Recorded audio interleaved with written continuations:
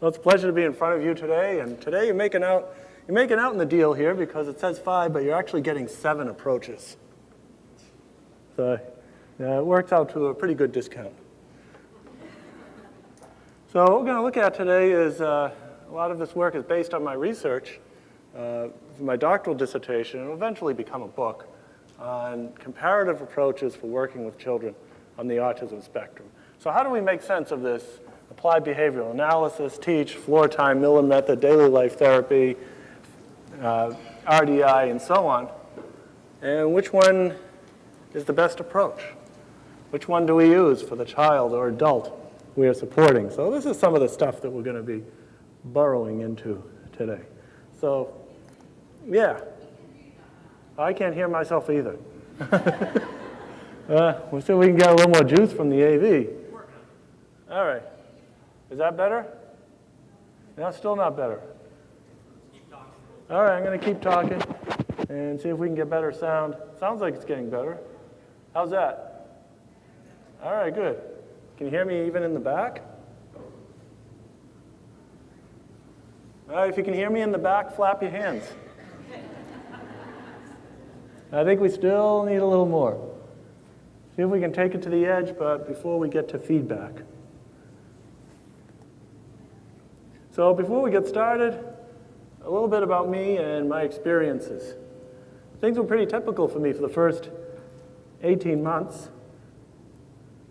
I was born after a 5-hour labor. I had an APGAR of 9, and at 24 hours of age, I looked like an egg. Then the autism bomb struck. At 18 months, there was a lot of loss of functional communication, tantrums, withdrawal from the environment, self-stimulatory activities, self-abusive behavior, and my parents were just utterly confused as to what happened. So where did this bomb come from? Well, before we take a brief look at the research, let's sing to the tune of Where, Oh, Where Has This Little Dog Gone?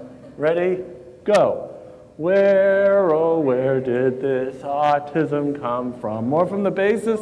Where, oh, where can it be? More from the back together. With mysteries cut long and eye contact cut short. Oh, where can it be from? Very good, very good. Well, I think we need a little work on staying together and breath support, but eventually we'll have it going in 4-part harmony and we'll be ready for the spring concert. And what we're looking at here is the why. Carrie Bowers talked a lot about various W's of autism, the why she's leaving to the scientists, and the best minds seem to believe that we start out with a genetic predisposition. So I see autistic characteristics running in families. I remember the first child I worked with, and when I met the dad, I said, "Hey, Dad, I think you're autistic." Takes one to know one, I guess. He didn't like that. Well, as time went on, I found out that he didn't eat solid foods until he was 9.5. And he has a negative autism diagnosis, so that's what I call it, from Children's Hospital in Boston.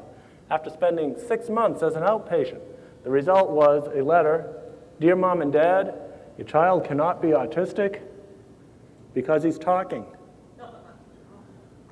Well, now we know what that's called. It's called Asperger's syndrome. Now this man realizes that if he's not on the autism spectrum, he's awfully darn close. He is what my friend Jerry Newport would refer to as, and here's a good word for the word recovered aphid. What does aphid stand for? Autistic parent heavily in denial. Maybe you know of some. And that helps him understand his son much better, now that he recognizes his own autistic characteristics. How many people here are on the autism spectrum? All right, good. Well, there'll be more of you by the time I'm done. So we start out with the genetic predisposition, which then gets triggered by something else. And we have people looking at possible role of vaccines. Some people say yes, some people say no. There are some things that we can do to make vaccines safer while we try to figure this out in the process. Other people are looking at diet. We see many people on the spectrum needing to be on special diets, such as gluten and casein-free diets, because the digestive systems are so compromised that foods containing gluten, casein, so we're talking about wheat products and dairy products, the little particles of protein leak through the gut, that's why they call it leaky gut, find their way to the brain and create an opiate effect. So it's like the child is on drugs. And I know many children and adults on the spectrum who really need to be on a diet like this, or maybe other special diets. And then there are others who are on, you might say, the seafood diet. That's right, we see food and we eat it. So just like all kinds of interventions that you're hearing about here and other locations through research that you're doing, it all depends on the needs of the person on the autism spectrum. Are we doing something to the environment? Why is it that when I was diagnosed and all through grade school, I was the only child I knew on the autism spectrum? The accepted incidence rate was 1 out of 10,000. A little earlier today, Peter Bell talked about 1 out of 2,500, I think. But he was going back only 13 years.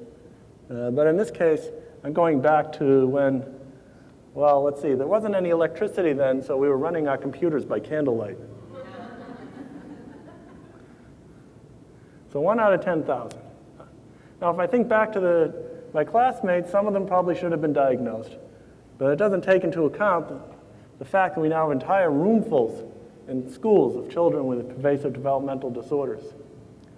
There are entire schools, 5 private schools for children with autism within bicycling distance of my home in Boston. That's a lot of autism. And there are indications that even that may be understating the total number. If we hop across the pond over to England, the UK, they're talking about incidence rates of 1.35%.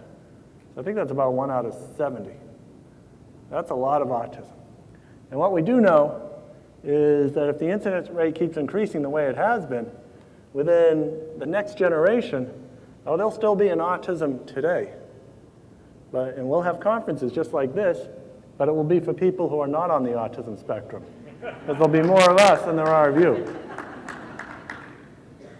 And the long and short of it is, part of what makes autism so slippery is that we have no conclusive evidence as to the cause or causes, multiple causes of autism. If you don't know what causes a condition, it makes it harder to work with. Not impossible, but it does make it harder. Oh, here's our friend, the DSM. This will be a good old-fashioned DSM thumping, foot-stomping autism revival. Now, if we look at the DSM, we look at the characteristics of challenges in communication. And that's most striking in the children who are nonverbal. But those of us who are verbal, there may be challenges in decoding nonverbal communication. We see difficulties in socialization, making friends at school, knowing what to do during unstructured time and recess. We see highly focused, restricted interests, so restricted they can get in the way of socialization, learning, and other things. Now, as I talked about all these characteristics,